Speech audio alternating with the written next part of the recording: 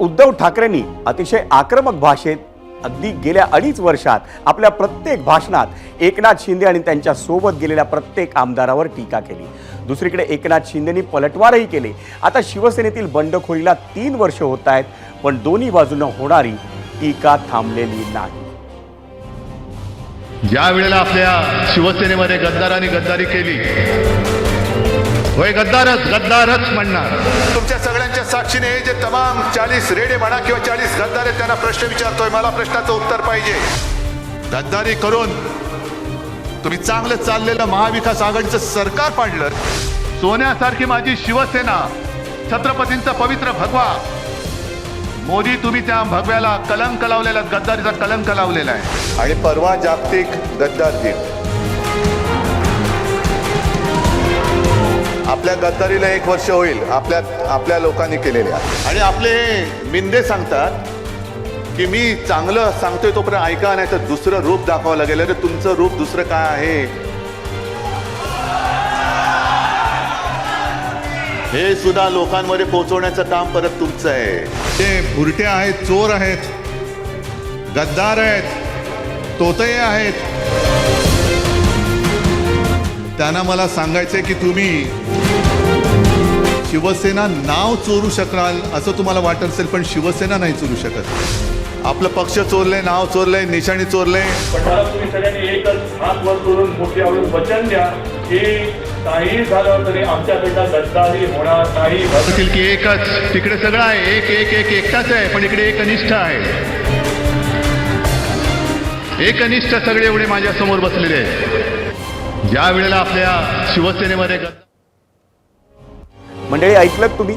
उद्धव ठाकरेंनी गेल्या 2.5 वर्षात आपल्या शिवसैनिकांकडून अनेक वचनं घेतली, अनेक आश्वासनं घेतली आणि त्यांनी समोरच्यांना गद्दार म्हटलं। त्या गद्दारीचा वर्धापन देखील सांगितला। पण 2.5 वर्ष झाली आणि होतंय काय त्याच्यावरच आपण नजर टाकणार आहोत, कारण शिवसेनेतल्या बंडखोरीला आता जवळपास 3 वर्ष होत आहेत, पण दोन्ही बाजूंना होणारी टीका थांबलेली नाही आणि त्याचा पुढचा अंक आता महाराष्ट्रात सुरू झाला आहे। मंडळी, एकनाथ शिंदे महायुतीसोबत पुन्हा सत्तेत विराजमान झालेत आणि त्यानंतर त्यांनी ठाकरेंची शिवसेना खालसा करण्याचा जणू चंगच बांधलाय। त्यासाठी त्यांनी ठाकरेंच्या सेनेतील प्रत्येक नाराज नेता, पदाधिकारी, आजी माजी आमदार, आजी माजी खासदारांमधल्या प्रत्येकासाठी गळ टाकायला सुरुवात केली आहे। आणि त्याचा परिणाम म्हणजे राज्यात महायुतीचं नवं सरकार आल्यापासून गेल्या 3 महिन्यात ठाकरेंच्या पक्षातून बाहेर पडणाऱ्यांची संख्या ही लक्षणीय आहे आणि त्यातही सर्वाधिक नाराज ठाकरे सैनिकांनी शिंदेंची साथ देणं पसंत केलंय। ही बाब विचार करण्यासारखी आहे। शिंदेंच्या शिवसेनेनं आपल्या इन्कमिंगचा पुढचा टप्पाही एव्हाना सुरू केलाय आणि त्याला नाव देण्यात आलंय ऑपरेशन टायगर। शिंदेंच्या शिवसेनेच्या ऑपरेशन टायगरची सुरुवात झाली आहे ती कोकणातून। शिवसेना मंडळी ठाकरेंची असो किंवा शिंदेंची, त्यांचा जीव हा कोकणात अडकलाय आणि याचं कारण दिवंगत शिवसेना प्रमुख बाळासाहेब ठाकरे यांच्या शिवसेनेचं मुंबई आणि ठाण्यापलीकडे प्रस्थ कुठे होतं तर ते कोकणात। नुकत्याच झालेल्या विधानसभा निवडणुकीत शिंदेंची शिवसेना आणि भाजपनं कोकणात जोरदार मुसंडी मारली। गुहागरच्या भास्कर जाधवांचा अपवाद वगळता ठाकरेंचा एकही आमदार कोकणात निवडून आला नाही। त्यानंतर राजापूरचे माजी आमदार राजन साळवींना आपल्या पक्षात घेऊन शिंदेंनी कोकणातून ठाकरेंची सेना हद्दपार करण्याची घोषणा केली। त्यावर उद्धव ठाकरेंनी तातडीनं कोकणातील नेत्यांसह पदाधिकाऱ्यांचीही बैठक लावली आणि अनेक सूचना दिल्या। इतकंच नाही तर त्यांनी कोकण दौराही जाहीर केला। पण ठाकरे इतक्यावरच थांबलेले नाहीत। त्यांनी पक्षातील नेत्यांची बैठक घेऊन त्यांना प्रत्येक आठवड्यासाठी एक मोठा कार्यक्रमही दिलाय। हे सगळं आपण आजच्या भागात पाहणार आहोत, पण सुरुवात करूया 0 ओव्हरसाठीच्या प्रश्नानं आणि त्यासाठी आपण जाऊयात पोल सेंटरला। पाहूयात आजचा प्रश्न काय होता। आजचा प्रश्न होता, एकनाथ शिंदेंचं ऑपरेशन टायगर मोडून काढण्यासाठी ठाकरे गट सक्रिय, मात्र यासाठी आता खूप उशीर झाला आहे असं वाटतं का? होय आणि नाही असे 2 पर्याय आम्ही आपल्याला दिलेले होते।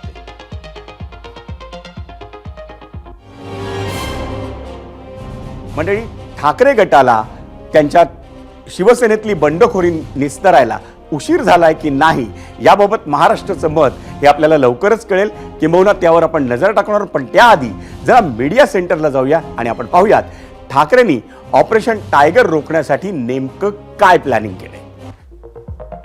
ऑपरेशन टायगर कसं मोडून काढणार ठाकरे? ठाकरेंच्या शिवसेनेची दर आठवड्याला मंगळवारी शिवसेना भवनात बैठक होणार.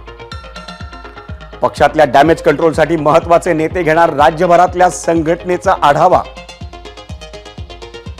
ठाकरेंचे महत्वाचे नेते राज्यभर विविध ठिकाणी दौरे करणार. शिवसेना पदाधिकारी कार्यकर्त्यांचं म्हणणं जाणून घेणार. राज्यातल्या नाराज पदाधिकाऱ्यांशी संवाद साधणार.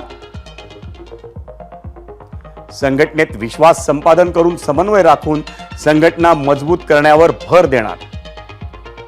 ठाकरेंच्या शिवसेनेत लवकरच संघटनात्मक बदलही अपेक्षित आहेत. पक्षविरोधी काम करणाऱ्या पदाधिकाऱ्यांवर कारवाई करणार.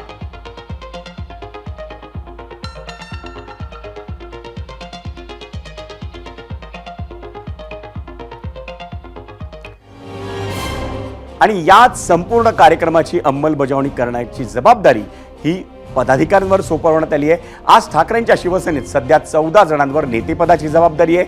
43 जण उपनेते आहेत, 10 जण सचिव आहेत आणि त्यापैकी कोणकोणत्या नेत्यावर आठवडी बैठकांची जबाबदारी सोपवण्यात आली आहे आपण तेही जाणून घेऊयात मीडिया सेंटरवरच्या ग्राफिक्समधून. कोणत्या नेत्यांवर जबाबदारी बैठकांची? सुभाष देसाई, दिवाकर रावते, आदित्य ठाकरे, अनंत गीते, संजय राऊत, चंद्रकांत खैरे, भास्कर जाधव, विनायक राऊत, अनिल देसाई, अनिल परब, अरविंद सावंत, अंबादास दानवे, राजन विचारे आणि सुनील प्रभू.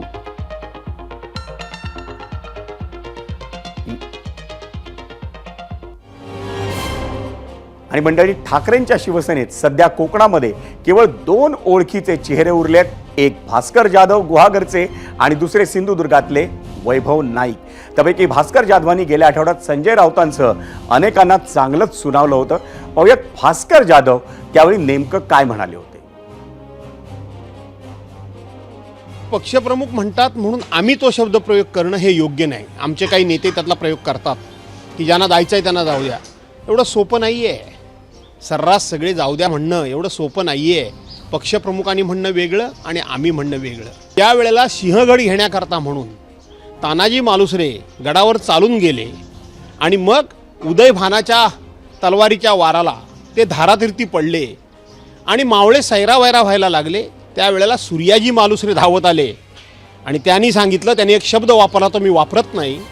त्यांनी सांगितलं, अरे पळता कुठे, पळता कुठे, तुमचे परतीचे दोरच मी कापून टाकलेले आहेत. म्हणजे ज्या गडाला त्यांनी घोरपड लावून दोरानं वरती चढत गेले होते त्या दोरानं खाली उतरण्याचे मी तुमचे मार्गच बंद करून टाकलेले आहेत. गड किल्ल्याचे दरवाजे बंद केलेले आहेत. आता लढा नाही तर मरा. आणि शिंदेंच्या शिवसेनेचं ठाकरेंच्या शिवसेनेत सुरू असलेलं ऑपरेशन टायगर या विषयावर चर्चा करण्यासाठी आपल्यासोबत शिंदेंच्या शिवसेनेच्या प्रवक्त्या डॉक्टर ज्योती वाघमारे आणि ठाकरेंच्या शिवसेनेकडून किशोर तिवारी हे आपल्या सोबत आहेत गेस्ट सेंटरवर.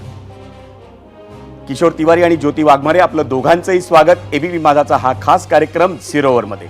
अर्थातच हा विषय अतिशय गंभीर आहे ठाकरेंच्या शिवसेनेच्या दृष्टीने. म्हणून पहिला प्रश्न किशोर तिवारी माझा तुम्हाला आहे. हे सगळं जे होत आहे ते निस्तरायचं कसं, या दृष्टीने जी बैठक झाली आणि त्यात काही निर्णय घेण्यात आले, ते निर्णय म्हणजे उशिरानं सुचलेलं शहाणपण आहे असं राजकीय निरीक्षकांचं थेट मत आहे. तुमचं यावर उत्तर?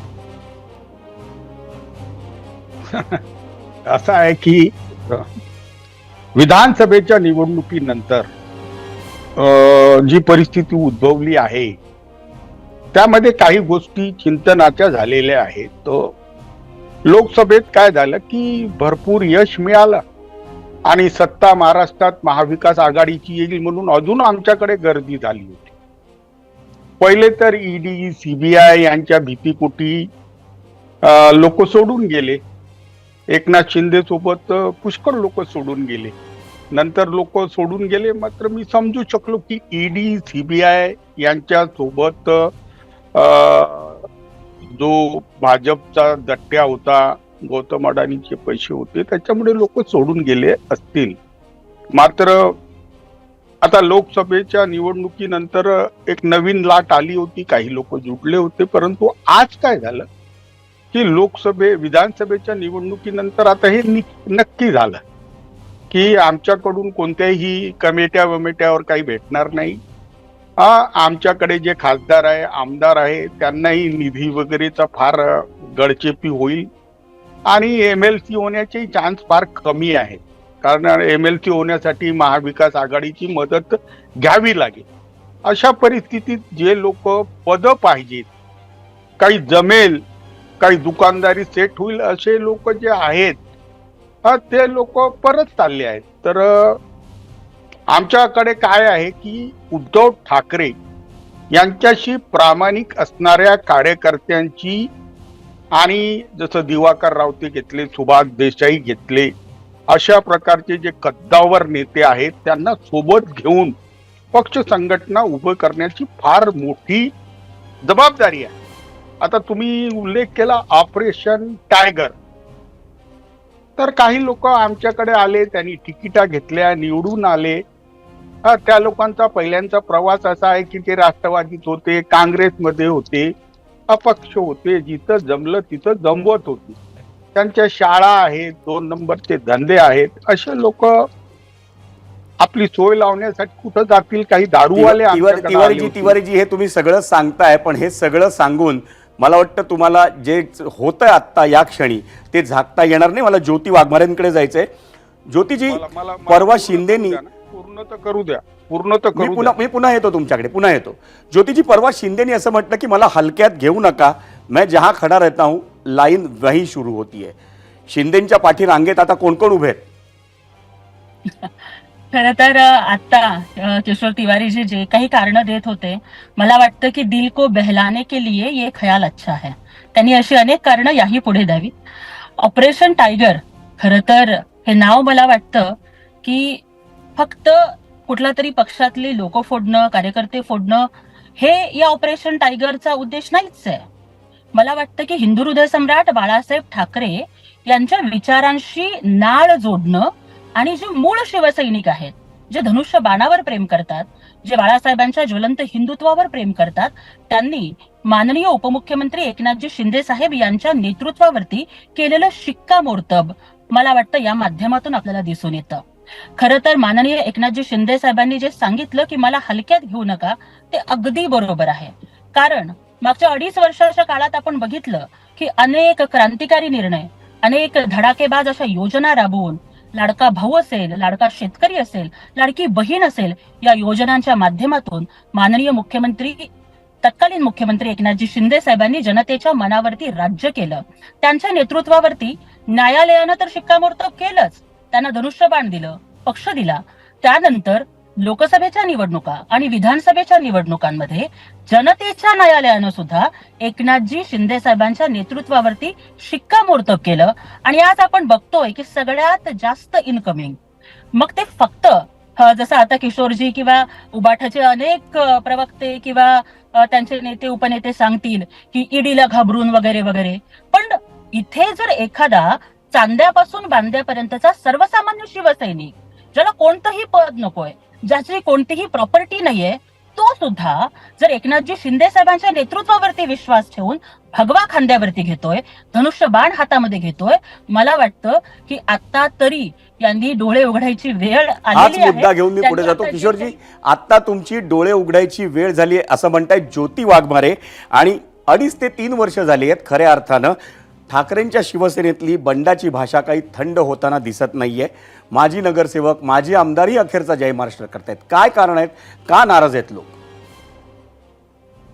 एक स्पष्ट बोलतो मी की एकनाथ शिंदे साहेब जेव्हा सोडून गेले तेव्हा मी त्यांच्या जवळच होतो. 11 लोक घेऊन गेले होते. नंतर सारे लोक सागर बंगल्यावरून गेले आणि पक्ष फोडला तो माझे मित्र देवेंद्र फडणवीस यांनी. आणि त्याच्यानंतरच्या निवडणुका कशा झाल्या, निवडणूक आयोगानं तसं NCP आणि शिवसेना अधिकृत केली पक्ष फोड्यांना, हे सगळं मी पाहिलं आहे. तर त्याच्यामुळे ED CBIच्या भीतीपोई रवींद्र वाईरकर पाहणं रडत गेला होता शेवटी. तर असं आहे की आता जे लोक चालले आहेत त्यांच्याबद्दल चिंता जर उद्धव ठाकरे करत असतील तर ती फार संवेदनशील बाब आहे. कारण राजन साळवी गेले तर आमचे नेते म्हणायला लागले की ज्याला जायचं असेल जाय, फरक पडत नाही. एक कार्यकर्ताही जर सोडून जात असेल तर फरक पडत नाही. मात्र निवडणुकीच्या वेळेस तिकीट विक्रेते बसले होते आमच्या इथे, तर ते तिथे खूप तक्रारी आहेत ना. यांच्या कार्यपद्धतीवर तक्रारी नाही आहेत का? विनायक राऊत, संजय राऊत, मिलिंद नार्वेकर हे टोल लावून बसले, लोकांना भेटू देत नाही. अरविंद सावंत यांच्या विरुद्ध खूप तक्रारी आहेत. आणि हेच लोकांच्या घराने ऐकायला जातील तर मला वाटतं सुभाष देसाई झाले, अनिल देसाई झाले, दिवाकर रावते झाले, यांच्यासारखे सिनियर लोकांना पाठवायला पाहिजे. आणि ज्या लोकांनी घोळ केला आमच्या पक्षात लोकांना, पहिले तिकीट द्यायची नंतर शिवबंधन बांधायचं असाही प्रकार झाला आहे. तर याच्यावर आता उद्धवजी सिरियस झालेले आहे. हे बघा, आजकालच्या परिस्थितीमध्ये राजकीय नेत्यांना संघर्ष करायचाच नाही. विरोधी पक्ष नेते, अरे अख्खी शिवसेना काय 10-12 वर्ष सत्तेत राहिलेली आहे.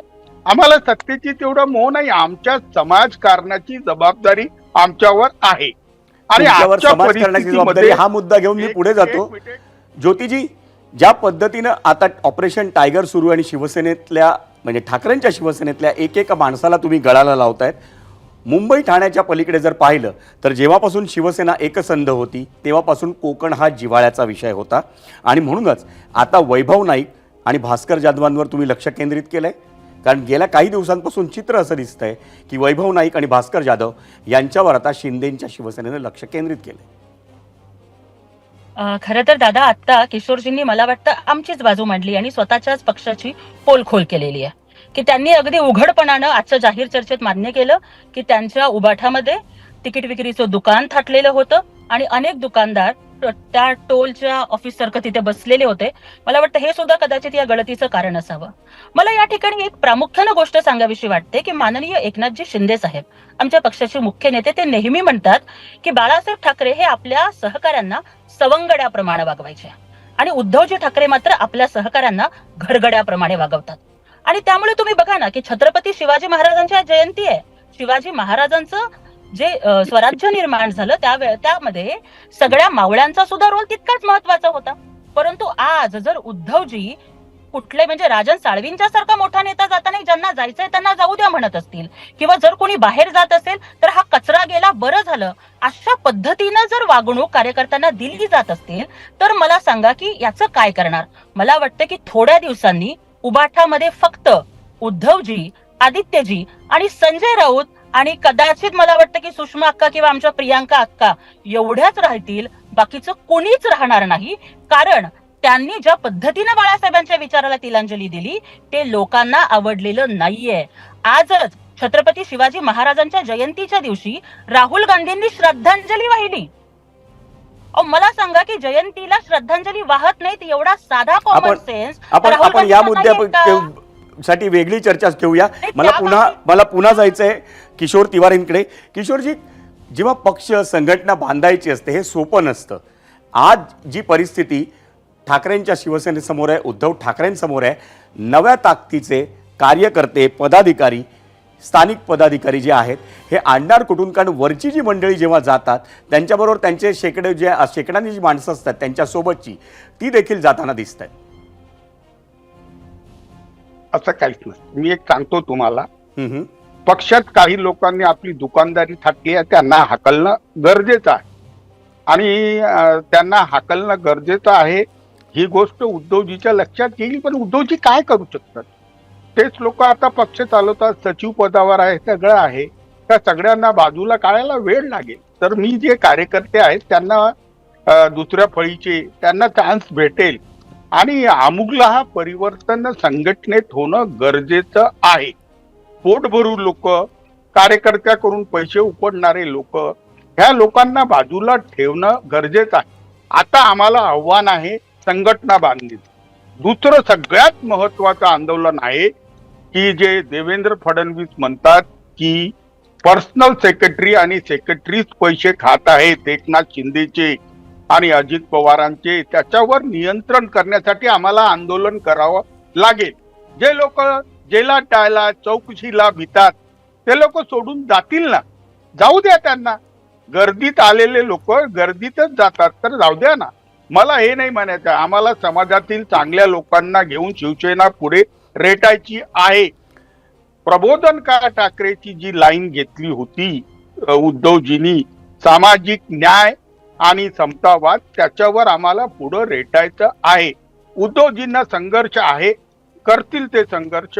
एक आर्थिक कार्यक्रम, ग्रामीण अर्थव्यवस्थेचा कार्यक्रम आणि सामान्य जनतेचा साठी, बेरोजगारांसाठी एक आर्थिक कार्यक्रम आणि विकासाचा मॉडेल आम्हाला सादर करायचा आहे. त्यासाठी उद्धवजी संघर्ष करतील. मला ज्योती वाघमारेंकडे जायचे, आपल्याकडे वेळ कमी आहे. किशोरजी, एकनाथ शिंदेच्या शिवसेनेच्या ज्या बंडाने साधारण 2.5 वर्षांचा काळ लोटलाय आणि त्यांनी टाकलेली ठिणगी आहे ती अजूनही विझायचं काही नाव घेत नाहीये. अजूनही एकामागोमाग एक नेते तुमच्याकडे येत आहेत.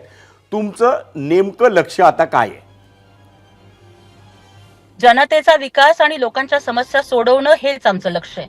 किशोरजींनी आताच बोलताना सांगितलं की उद्धवजी काय करणार, अशी हतबलता त्यांनी या ठिकाणी दाखवली. जनतेला हतबल नेता आवडत नाही, त्यांना ताटकण्याचा, ताटबाण्याचा, एकनाथजी शिंदे साहेबांच्या सारखा डॅशिंग आणि धडाकेबाज नेता आवडतो, की जो मुख्यमंत्री असतानाही म्हणायचा की मी सीएम म्हणजे चीफ मिनिस्टर नाही तर कॉमन मॅन आहे, आणि आता डीसीएम म्हणजे डेडिकेटेड टू कॉमन मॅन आहे. आता ऑपरेशन टायगर यशस्वी होते कारण उद्धवजींनी जे ऑपरेशन काँग्रेस राबवलं ना, ते शिवसैनिकांना रुचलं नाही. असं म्हणतात की बगावत करने के लिए कलेजा चाहिए, तलवे चाटने के लिए तो सिर्फ जीभ काफी है, और इतिहास बगावत करने वालों का लिखा जाता है, तलवे चाटने वालों का नहीं लिखा जाता. ज्या पद्धतीने उद्धवजींनी शिवसेनेची आक्रमकता ही काँग्रेसच्या पायाशी गहाण टाकली ना, ती कुठेतरी शिवसैनिकांना रुचत वेळ कमी आहे. नाहीये. किशोरजी, काय शायरीत उत्तर देऊ शकता तुम्ही? अतिशय अर्ध मिनिट आहे माझ्याकडे, फक्त अर्ध मिनिट आहे. नाही, एकनाथ शिंदे एक चांगले कार्यकर्ते आहे. ते आमच्या पक्षातून सोडून गेले, तर विस्टा गेली वगैरे हे जे बोलण्यात आलं होतं त्याच्यामुळे अनेक शिवसैनिक आहत झाले होते. मात्र आज जे शिवसैनिक चालले आहेत ना, त्यांना कळलंय की 5 वर्ष आपलं काही जमत नाही इकडं, म्हणून चालले आहेत. तर जे लोक सत्तेच्या प्रेमात आले होते व त्यांना पद वगैरे आल्यामुळे लोक चालले आहेत. मला वाटतं किशोरजी तुम्ही पुन्हा पुन्हा तेच मुद्दे रिपीट करताय, पण दोघंही तुम्ही या चर्चेत सहभागी झालात, त्याबद्दल दोघांचे आभार. वळूयात पुढच्या भागात. आणि आता वेळ झाली आहे आपल्या आजच्या प्रश्नावर एबीपी माझाच्या प्रेक्षकांनी दिलेल्या प्रतिक्रिया पाहण्याची, आणि त्यासाठी जाऊयात मीडिया सेंटरला. पण आधी पाहूयात की आपला प्रश्न काय होता. आजचा प्रश्न: एकनाथ शिंदेंचं ऑपरेशन टायगर मोडून काढण्यासाठी ठाकरे गट सक्रिय, मात्र यासाठी आता खूप उशीर झालाय असं वाटतं का? होय आणि नाही असे 2 पर्याय आम्ही आपल्याला दिलेले होते, त्याच्यावरती आपला कौल आम्ही जाणून घेऊ. पण आधी पाहूयात आपल्या प्रतिक्रिया. शंतनू गौतम एक्सवर म्हणतायत, उद्धव ठाकरे आणि त्यांची सेना अजून झोपेत आहे, सारे लोक डोळ्यासमोरून निघून जात आहेत, ते शिंदे सगळा राजकीय खेळी करून मोकळे झाले आहेत, वेळ निघून गेली तरी हे अजून काही जागे झालेले नाहीत. यूट्यूबवर सुजय पाटील म्हणतायत, जे काही होत आहे ते पाहत राहणं आणि नंतर सर्वजण एकत्र येणं. राजकारणात पक्क असं काहीच नसतं, ना शत्रू ना मित्र, फक्त स्वार्थ. फेसबुकवर मिलिंद पारकर म्हणतायत, काहीही काळजी ना करतायत, त्या शिलेदारांना बरोबर घेऊन पक्षाची पुनर्बांधणी करा, ठाकरे नावाचा प्रभाव अजून कायम आहे. इंस्टाग्रामवर भावेश दळवी म्हणतात, हो आता खूप उशीर झालाय, साहेबांनी या गोष्टीसाठी खूपच उशीर केलाय.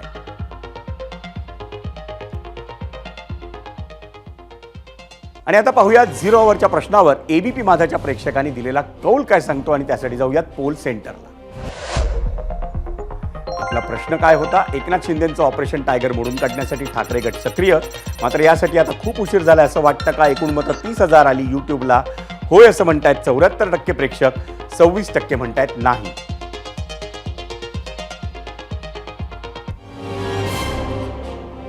मंडळी, ऑक्टोबर 2019 मध्ये महाविकास आघाडीची स्थापना झाली. काही दिवसांनी उद्धव ठाकरे मुख्यमंत्री झाले आणि तेव्हापासूनच खरं तर एकसंध शिवसेनेला घरघर लागली. एरवी सत्ता मिळाल्यावर पक्ष मजबूत होता, त्यांचा विस्तार होतो. शिवसेनेचं मात्र याच्या नेमकं उलटं झालं, आणि याचं एक संभाव्य कारण म्हणजे मोजक्या लोकांना देण्यात आलेलं महत्त्व आणि एकनाथ शिंदे आणि त्यांच्या प्रभावळीतल्या नेत्यांकडे झालेलं दुर्लक्ष. पक्ष संघटना कुठलीही असो, त्यात काम करणाऱ्या लोकांच्या इच्छा, आकांक्षा आणि महत्त्वाकांक्षाही असतात. त्यांनाही आयुष्यात पुढे जायचं असतं, पण वारंवार त्याच लोकांना पदं मिळत असतील आणि प्रसंगी तक्रार करण्यासाठी सर्वोच्च नेत्याला भेटताही येत नसेल तर अनेकांची कुचंबणा होते. दुसरं एक संभाव्य कारण म्हणजे दिलेल्या पदांचा सतत उद्धार करून दाखवणं. आम्ही हे दिलं, आमच्यामुळे तुम्ही मंत्री झालात, वगैरे वगैरे. उद्धव ठाकरेंनी ज्यांना मंत्रिपदं दिली त्या सर्वांनी पक्षासाठी प्रचंड कष्ट घेतले होते.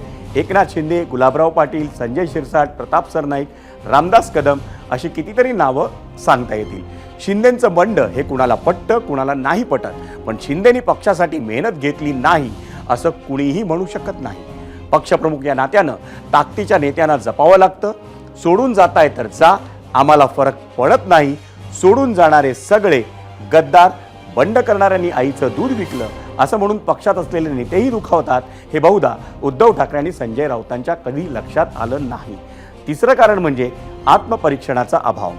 लोकसभा निवडणुकीत तुलनेनं चांगलं यश मिळाल्यावर हा कसा भाजपचा पराभव आहे असं उद्धव ठाकरे सांगू लागले, पण विधानसभा निवडणुकीत सुपडा साफ झाल्यावर संजय राऊत ईव्हीएमवर खापर फोडू लागले.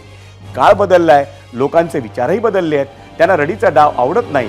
बरं, या सगळ्यात भर म्हणजे 2019 साली हिंदुत्ववादी भाजपची साथ सोडून उद्धव ठाकरे काँग्रेस आणि राष्ट्रवादी सोबत गेले.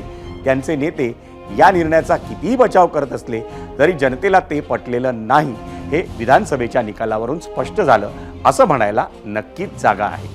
उद्धव ठाकरे आणि अमित शहांमध्ये बंद दाराआड काय चर्चा झाली होती याच्याशी जनतेला काहीही देणं घेणं नाही. निकाल लागल्यावर ठाकरेंनी भाजपला डच्चू दिला तो केवळ मुख्यमंत्रीपदासाठी असं अनेकांचं मत आहे. ते नाकारता कसं येईल का याचा विचार ठाकरे गटाच्या नेतृत्वानं करायला हवा. उद्धव ठाकरे त्यांच्या काँग्रेस आणि राष्ट्रवादी सोबत जाण्याच्या निर्णयाची अजूनही भलामण करताना दिसतात आणि म्हणूनच पक्षातील नेत्यांना जपण्यासाठी त्यांनी आता सुरू केलेलं प्रयत्न म्हणजे उशिरानं सुचलेलं शहाणपण आहे असं अनेक राजकीय निरीक्षकांचं म्हणणं आहे. मंडळी, महाराष्ट्रात ऐतिहासिक, धार्मिक, पारंपरिक संस्कृती आणि पर्यटनाच्या दृष्टीनं महत्त्वाचं असलेलं शहर म्हणजे आपलं कोल्हापूर. पण त्याच कोल्हापूर शहराला आज एक ना अनेक समस्यांनी ग्रासलंय. पण त्या सगळ्या समस्या एका बाजूला आणि कचऱ्याची समस्या एका बाजूला अशी सध्या परिस्थिती आहे. या कचऱ्याच्या समस्येनं कोल्हापूर शहराला अक्षरशः वेढलंय असं म्हटलं तर वावगं ठरणार नाही.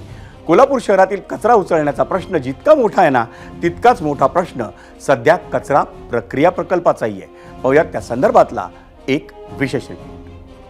कोल्हापूरच्या ऐवजी कचरापूर म्हणून जर केलं तर ते उचित होईल. वाऱ्यानं आणि वाहतुकीमुळे तो कचरा परत विस्कटला जातोय. अनेक झाडू कामगार हे कोल्हापूर महापालिकेच्या विविध अधिकाऱ्यांच्या घरात कामाला आहेत आणि बरेच कामगार मुकादमून झालेले आहेत. कोल्हापूरकरांचा हा संताप होतोय त्याला कारण आहेत हे कचऱ्याचे ढीग. आणि शहरातील हेच कचऱ्याचे ढीग पाहून सगळ्यात पहिला प्रश्न उभा राहतो तो महापालिकेच्या कारभाराबद्दल. खरं बघितलं तर आता कोल्हापूरचं नवं नाव, त्याचं नामकरण करायला पाहिजे. कोल्हापूरच्या ऐवजी कचरापूर म्हणून जर केलं तर ते उचित होईल. कारण आज जर बघितलं तर संपूर्ण कोल्हापूर असं किती मोठं आहे हो, 4 किलोमीटरचा परिघ आहे. परंतु महानगरपालिका म्हणून आपण मिरवतो, टेंभा मिरवतो, हद्दवाढची घोषणा करतो, पण आपलं शहर जे आहे ते कचऱ्यापासून मात्र मुक्त करू शकत नाही. कचऱ्याचे ढिगानं ढिग वालालेत. मग त्याला आता प्रत्येकजण म्हणणार की आता आम्ही काय नगरसेवक नाही आहे. पण नगरसेवक जरी नसला तर होणार आहात ना, तुमची जबाबदारी आहे. माझी नगरसेवक या नात्यानं प्रशासनावर अंकुश ठेवणारी कोण यंत्रणा नाही आहे. परंतु जागोजागी जे कचऱ्याचे ढीग वालाले आहेत त्यामुळं मृत्यूचं तांडव होईल का काय अशी परिस्थिती निर्माण झालेली आहे. शहरात घंटागाडीच्या माध्यमातून दारोदार जात कचऱ्याचं संकलन केलं होतं. इथं दिवसाला 350 टन कचऱ्याचं संकलन होतं. त्यासाठी महापालिकेकडं 160 घंटागाड्या आहेत. दिवसाला प्रत्येक घंटागाडीच्या 2 ते 3 फेऱ्या होतात. घंटागाड्यांसोबतच कचरा उचलण्यासाठी 18 ट्रॅक्टर्सही आहेत.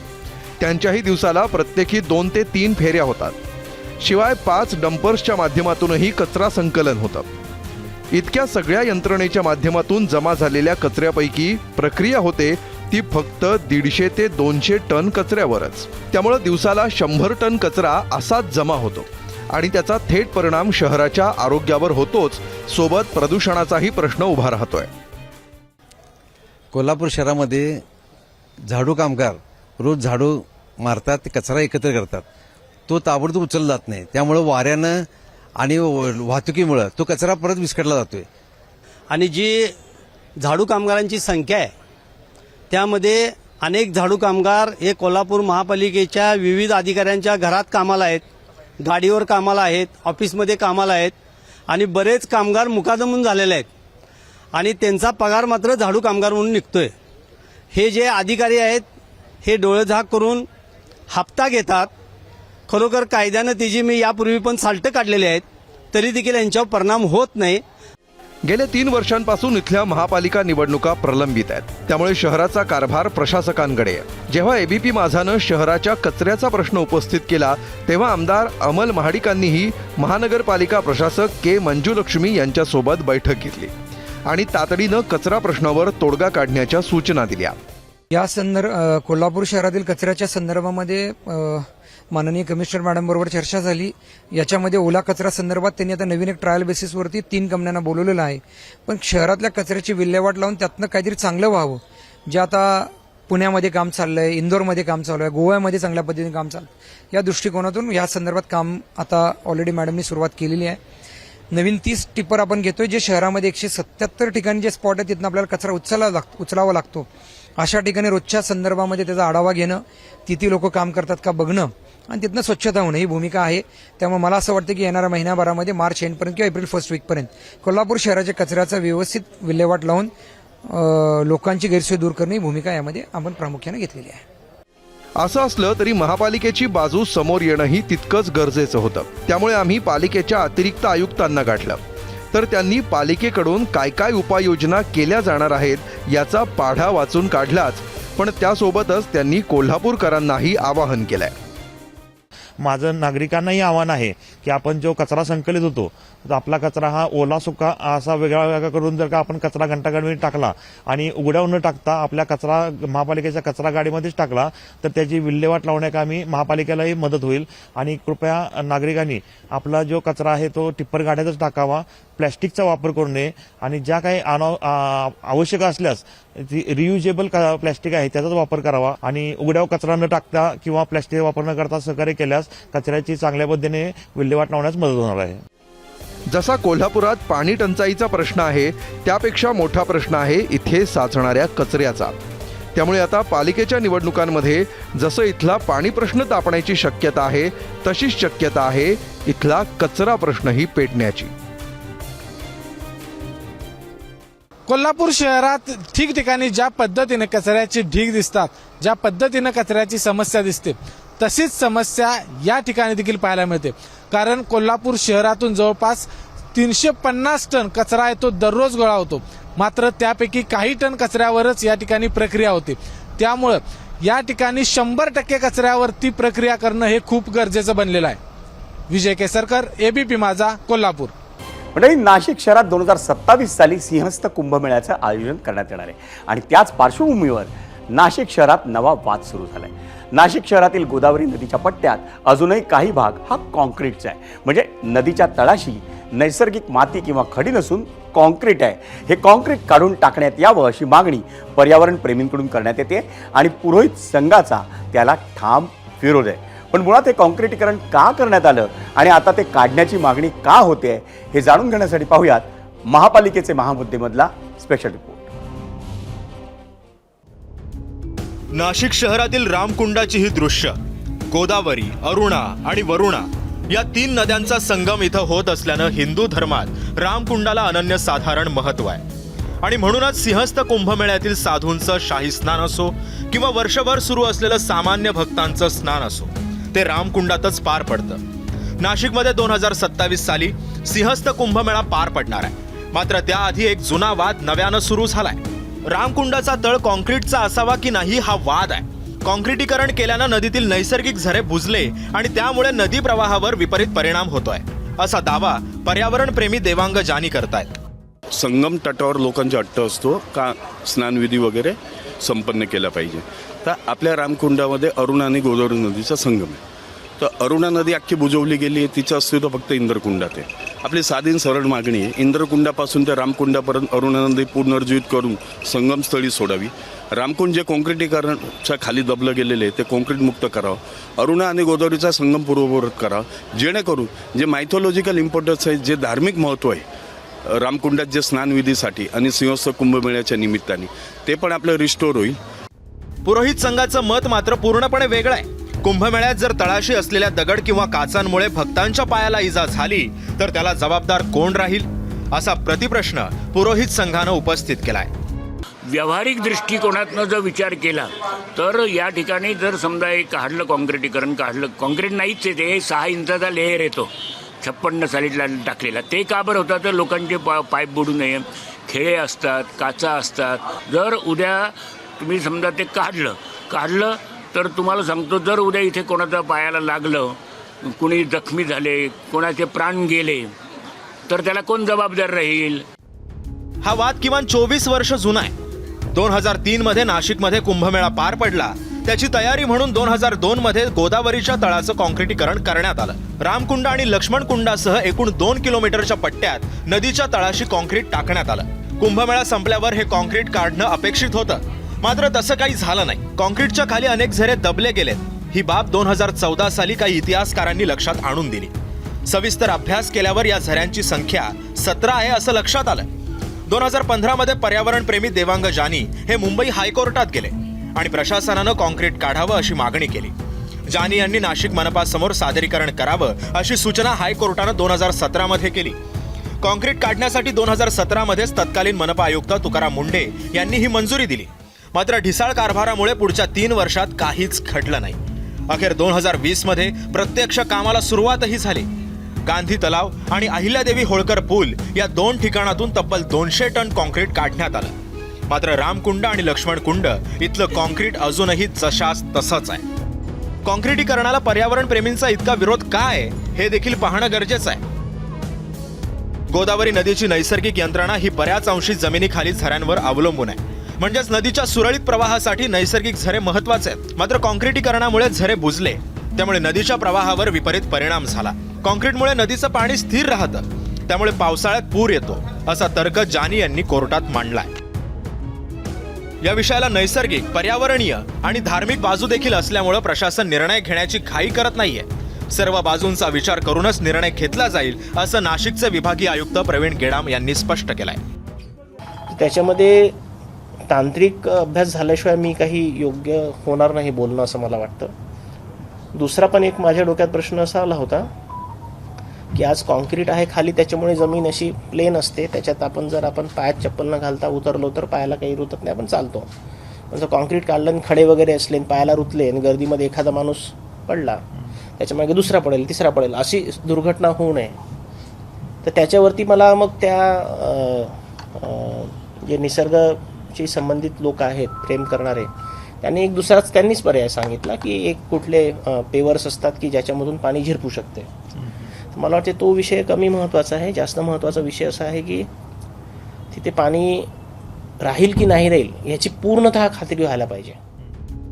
विषय जटिल आहे हे मान्यच, मात्र प्रशासनाला यावर लवकर तोडगा काढावा लागणार आहे. कारण महापालिका निवडणुका अवघ्या काही महिन्यांवर येऊन ठेपल्यात. सिंहस्थ कुंभमेळा देखील 2 वर्षांनी होणार आहे. त्यामुळे काँक्रिटीकरणाचा वाद चिघळण्याआधीच जर तो सोडवला गेला तर सर्वांच्याच फायद्याचं ठरणार, एवढं मात्र नक्की.